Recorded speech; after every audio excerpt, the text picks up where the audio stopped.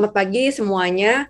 Kali ini saya akan langsung aja membawakan sesi yang How to Look Younger Without Surgery. Karena waktunya terbatas, kita langsung mulai aja ya. Next. Jadi untuk aesthetic treatment sendiri, sebenarnya kita tahu ada yang termasuk non-invasif, invasif, ataupun yang minimal invasif. Kalau yang non-invasif tentunya kayak contohnya kita pakai krim, kemudian peeling, atau laser. Laser itu hitungannya yang EBD ya. Kemudian injeksi kayak toksin, filler, nah itu hitungannya masih non-invasif. Invasif tentu yang nanti seperti dilakukan oleh dokter Fania, misalnya yang operasi, ada augmentasi, reduksi, ataupun rekonstruksi. Nah, untuk yang minimal invasif sendiri, itu salah satunya termasuk adalah thread lift, atau tarik benang gitu, seperti itu. Next. Nah, kita tahu bahwa dengan seiring bertambahnya usia, tentu ada yang namanya tanda-tanda penuaan. Tanda penuaan itu bukan hanya dilihat dari kulit, tapi dari semua lapisan yang ada di ini ya, di kulit kita ya. Jadi dari pertama kulit, kemudian lemaknya juga, kemudian ada ototnya juga biasanya akan mengecil, seperti itu. Termasuk tulang. Tulang akan ada reabsorpsi juga, sehingga terjadi penyerapan tulang, sehingga jaringannya itu akan melorot gitu. Jadi lemaknya kita tuh semakin turun gitu. Kalau kita lihat di gambar, ada tissue gliding ya, jadi penurunan si lemaknya kita ini. Next. Nah, biasanya itu dibagi menjadi 3 nih. Apa aja sih? Pertama, bisa berupa sinker. Sinker itu yang dia itu volumenya itu habis gitu karena pertambahan usia kan. Nah, itu biasanya kita dengan filler cara mengatasinya. Kemudian ada yang sagging, sagger ya, dia turun gitu melorot. Nah, ini kita dengan cara thread lift.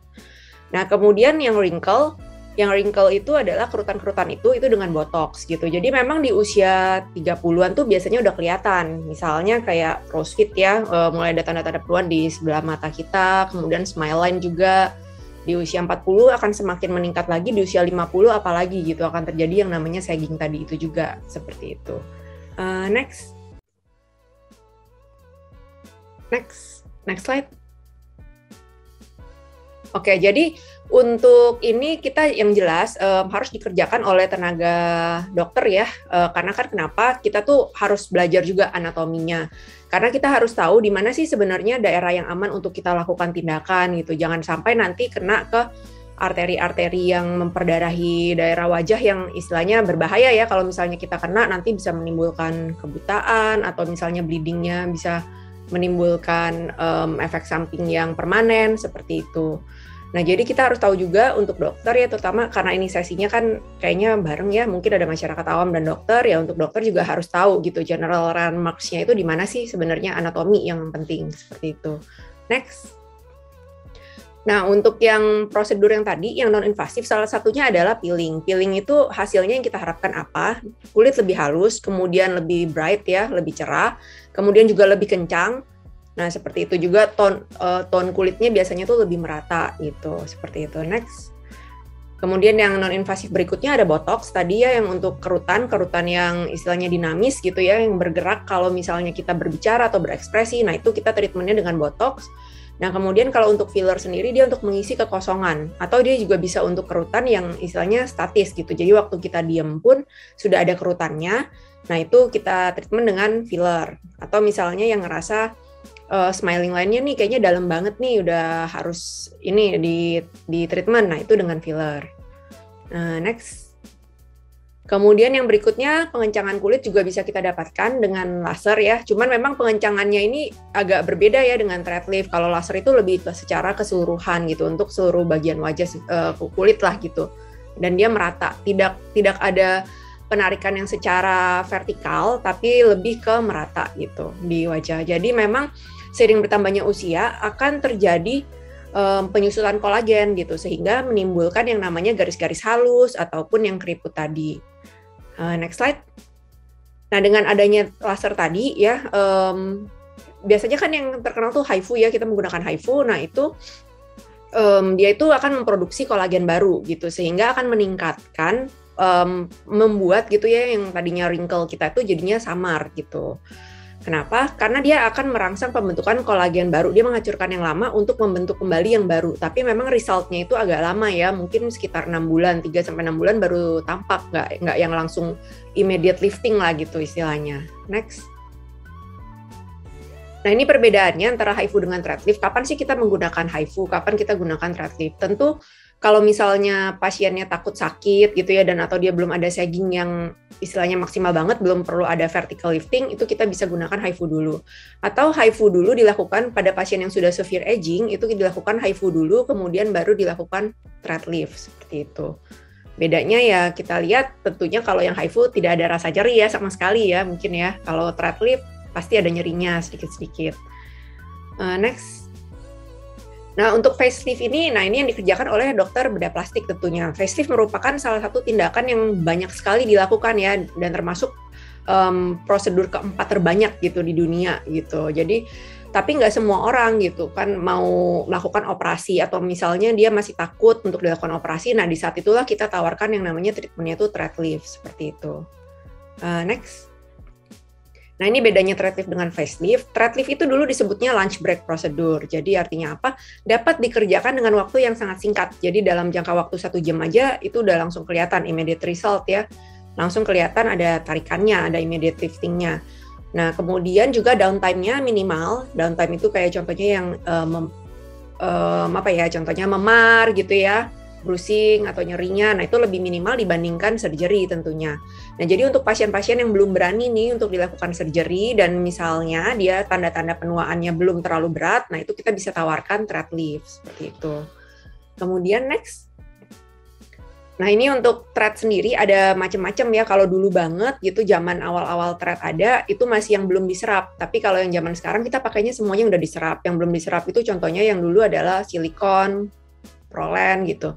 Nah, yang sekarang terkenal itu adalah PDO dan PLACL gitu, polylactic acid dan caprolacton. Bedanya apa nanti akan ada di belakang ya. Nah, kemudian kalau dari struktur itu tentu ada yang monofilamen, yang artinya yang selembar benang, atau multifilamen yang ada berlapis-lapis dalam satu utas benang itu gitu. Next. Nah, ini bedanya tadi yang PDO maupun yang PLACL. Kalau PDO sendiri dia tahannya itu biasanya hanya 6 bulan gitu, maksimal setahun lah gitu. Tapi kalau kita mau yang lebih tahan lama, tentunya kita menggunakannya yang polylactic acid caprolacton. Dia itu tahannya sampai 1,5 tahun, seperti itu. Next. Nah, ini tadi dari struktur benang kita bisa lihat ya, ada yang macam-macam, merek benang itu ada banyak ya, ada yang bahannya PDO, ada yang bahkan yang barb-barbnya itu ada yang seperti bunga mawar gitu ya istilahnya ya, jadi kanan, kiri, atas, bawah semua ada juga yang bentuknya mesh, ada juga yang bentuknya spiral, jadi ada macam-macam. Nanti maunya yang mana itu tergantung dari dokternya, biasanya preference dokter dan preference si pasiennya sendiri, dia maunya tipe benangnya, bahannya itu yang mana, seperti itu. Next. Nah, ini kalau yang bahannya PLACL tadi, PLA dan caprolacton ya. Nah, ini macam-macam ya, ada dan berbagai macam merek. Di sini saya nggak bawain merek sih ya, nggak bawain brand. Jadi saya cuma nunjukin aja ada bermacam-macam gitu, brand-brand benang yang ada di pasaran. Next. Nah, kandidat yang ideal untuk kita lakukan thread lift itu seperti apa? Itu adalah yang usianya tuh antara 30 sampai 60 tahun. Kenapa? Kalau di bawah 30 tahun biasanya belum ada saggingnya, jadi kita belum perlu gitu. Untuk rejuve pun kayaknya belum perlu lah kalau untuk yang istilahnya minimal invasif gitu ya. Nah, kemudian dia tanda-tanda penuaannya adalah minimal atau sedang.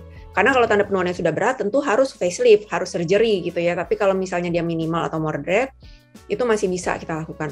Tapi sebenarnya untuk pasien yang sudah severe signs of aging, istilahnya yang sudah berat gitu tanda penuaannya, tapi dia belum siap untuk dilakukan operasi, tetap kita bisa tawarkan thread lift ini. Cuman hasilnya mungkin tidak signifikan seperti yang di usia 40 atau 50 seperti itu. Nah, kemudian tipe yang cocok untuk dilakukan thread lift adalah yang tipe kulitnya adalah normal atau tebal, atau kompartemen lemak superficialnya itu adalah trofik atau hipertrofik, artinya yang udah turun, udah melorot gitu ya. Tapi kalau dia yang hipotrofi, misalnya yang kosong, kempot, nah itu biasanya filler gitu. Jadi ada beda gitu ya treatmentnya. Nah, kemudian dia tidak bisa melakukan facelift misalnya karena takut tadi contohnya atau apa, nah itu kita tawarkanlah thread lift. Next. Nah, kontraindikasinya apa? Terutama ya tentu paling utama sih ya kalau ada ekspektasi pasien yang tidak realistis ya, dalam artian kalau misalnya nih pasiennya udah usia 60 tahunan, tapi dia ingin hanya dengan 1 kali tindakan thread lift kemudian terlihat 20 tahun lebih muda, itu kan kayaknya nggak realistis ya. Nah, itu kita harus edukasi ke pasiennya. Kemudian juga kalau misalnya dia ada diabetes tidak terkontrol atau ada alergi, nah yang seperti itu. Next, nanti ini biasanya dibicarakan ya kontraindikasi atau post-op itu akan diberitahu ke pasien sebelum dilakukan tindakan gitu. Jadi kalau misalnya pasiennya menggunakan pengencer darah pun kita minta untuk stop dulu untuk tidak menggunakan pengencer darah paling tidak 1 minggu sebelum tindakan gitu. Nah, instruksi post-op biasanya sih kita suruh pasiennya jangan make up-an dulu nih 1 kali 24 jam. Kemudian kalau tidur menengadahnya ke atas, jangan miring kanan, miring kiri biar nggak kegencet gitu kan, nanti takutnya miring. Atau facial expression-nya jangan yang berlebihan, abis di-thread langsung ketawanya yang ngakak-ngakak gitu kan. Kalau misalnya kayak gitu jadinya istilahnya apa yang tadinya udah di dalam gitu, duri-durinya udah di dalam, jadi lepas lagi gitu, seperti itu. Nah, jadi yang instruksi post-op pun biasanya akan kita kasih tahu ke pasiennya setelah tindakan. Next. Nah, kemudian efek samping apa sih yang bisa terjadi nih? Orang-orang mungkin takut ya, apa aja yang bisa terjadi ya? Tentu bisa nyeri ya. Biasanya kita kasih obat kalau misalnya dia ngerasa nyeri. Kemudian hematom itu kalau misalnya kena pembuluh darah, atau misalnya dimpling itu kalau misalnya ada cekungan ya. Nah, itu biasanya pada tipe-tipe benang yang double needle gitu, yang memang menjadi titik fiksasinya itu biasanya akan ada cekungan, tapi nggak perlu khawatir. Biasanya cekungan itu akan hilang dalam jangka waktu 2 minggu sampai 1 bulan. Asal tarikannya itu yang biasa, kecuali ditariknya maksimal banget, dimpling tetap akan hilang, cuman mungkin hilangnya itu lebih lama, bisa sampai 1-2 bulan gitu. Nah, tapi itu juga menandakan kekuatan tarikan si benang gitu. Kalau semakin kita nariknya semakin kencang, biasanya dimplingnya makin dalam. Tapi kalau kita nariknya biasa-biasa aja, ya tarikannya ya nggak terlalu kencang ya. Kalau saya pribadi sih lebih suka yang biasa aja.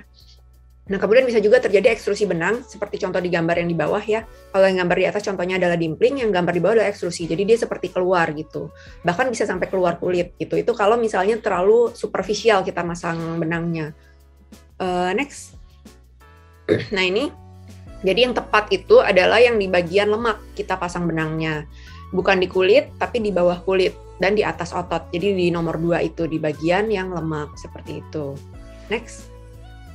Nah, ini kompartemen lemak superficial yang kita tuju ya. Jadi gini, kalau untuk benang target utamanya adalah kompartemen lemak superficial, bukan kompartemen lemak bagian dalam gitu. Mungkin kalau untuk facelift tentu udah sampai yang bagian dalam ya, karena dia diletaknya di bawah otot. Nanti mungkin akan dibicarakan oleh Dr. Fania. Nah, tapi kalau untuk yang thread lift itu semuanya itu yang bagian superficial. Nah, satu-satunya lemak yang tipenya istilahnya cenderung fiksasi dan dia tidak melorot ke bawah seiring bertambahnya usia adalah yang nomor 5 gitu ya. Nomor 5 lateral temporal cheek fat, dia cenderung diem aja di tempat. Nah, makanya kenapa kalau benang itu kebanyakan fiksasinya itu di samping ini ya, dekat telinga kita gitu, di samping. Kenapa? Karena itu jadi titik fiksasinya. Karena biasanya dia tidak melorot ke bawah. Next. Nah, ini teknik-teknik yang ada ya di luaran ya. Ini satu brand benang yang punya lumayan banyak tekniknya gitu dan bagus banget, saya sih suka gitu pakainya. Next. Nah, ini contoh-contohnya ya hasil dari thread lift, kita bisa lihat. Nah, nomor 1 itu adalah pasien yang sudah di atas 60 tahun. Sebenarnya sudah bukan kandidat yang ideal, karena kan dia sudah severe signs of aging ya. Tapi kita bisa lihat bahwa ini ya nasolabial fold-nya tadinya yang turun banget, sama di sini ya marionetnya ya tadinya kan turun banget. Cukup dengan satu pasang benang aja kita bisa lihat ininya udah lebih keangkat gitu. Nah, tadi yang saya katakan bahwa di atas 60 tahun, kalau ekspektasinya dengan satu kali tindakan, satu pasang benang hasilnya langsung wah, itu ya nggak make sense ya, kita harus kasih tahu ke pasiennya gitu, tidak realistis. Nah, tapi kalau yang seperti ini kita bisa lihat bahwa sudah ada perubahan cukup dengan satu pasang benang. Dan yang nomor 2 ini pasiennya masih usia 30 tahunan. Dan dilakukan tarikannya itu maksimal. Makanya kenapa dimplingnya lebih lama dibanding yang tadi 2 minggu sebulan. Dia bisa sampai 2 bulan. Tapi memang cukup dengan satu pasang benang, jadi satu kanan satu kiri aja kita lihat langsung tarikannya maksimal. Atau di nomor 3, itu adalah pasien yang dilakukan dengan 2 pasang benang gitu. Jadi dengan 2 teknik gitu. Jadi kita lihat ini udah langsung ke reshape ya dalam 1 bulan aja gitu. Next. Nah, kemudian yang nomor 4, dia kan sebenarnya udah lumayan bentuknya oval ya dan nggak terlalu ada masalah gitu, jadi cuma perlu isi di bagian sininya aja. Nah, itu kita lihat juga. Dan nomor 5 yang tadinya bentuknya oval-oval gini, saya suka melakukan pakai benangnya itu yang free floating gitu. Jadi biasanya benang lembaran aja, nggak perlu sampai benang yang tipe double needle lah gitu. Double needle itu yang ada dimpling tadi. Kalau biasanya kita pakai yang free floating ini biasanya nggak ada dimpling seperti itu. Nah, nomor 6 juga pakai free floating, kita lihat bahwa jolnya aja tuh udah langsung keangkat ya ini ya, yang tadinya cukup dengan 3 kanan 3 kiri aja. Jadi kalau dulu gitu banyak banget orang suka pasang benang kan kayaknya sampai ratusan, puluhan, ratusan gitu ya pakai benang mono. Nah, sekarang kayaknya udah nggak zaman lagi gitu. kita pakai benang sebisa mungkin juga seminimal mungkin lah, paling 6 aja gitu. Jadi karena 3 kanan 3 kiri itu udah cukup. Ini salah satu contoh-contoh pasiennya. Next. Nah ini juga dilakukan, bisa di hidung juga ya. Jadi benang itu juga bagus untuk hidung, dia untuk batang hidung sih terutamanya gitu. Kenapa? Karena juga lebih aman. Seperti itu sih. Jadi biasanya kalau misalnya untuk filler itu hanya di tipnya aja sekarang. Nah, itu dikombinasikan dengan yang di bagian batang hidungnya itu adalah kita menggunakan benang. Seperti itu. Next. Nah, jadi kalau kita mau tampil lebih cantik gitu ya, wanting to look better is not about vanity, it is about fulfilling a personal desire gitu. Jadi bukan kita mau sombong, bukan mau apa ya, kita memang mau kita tampak lebih bagus untuk kepuasan diri kita sendiri gitu. Next, oke. Jadi Prasetya Klinik, enhance your quality of life. Mungkin presentasi saya sekian dulu.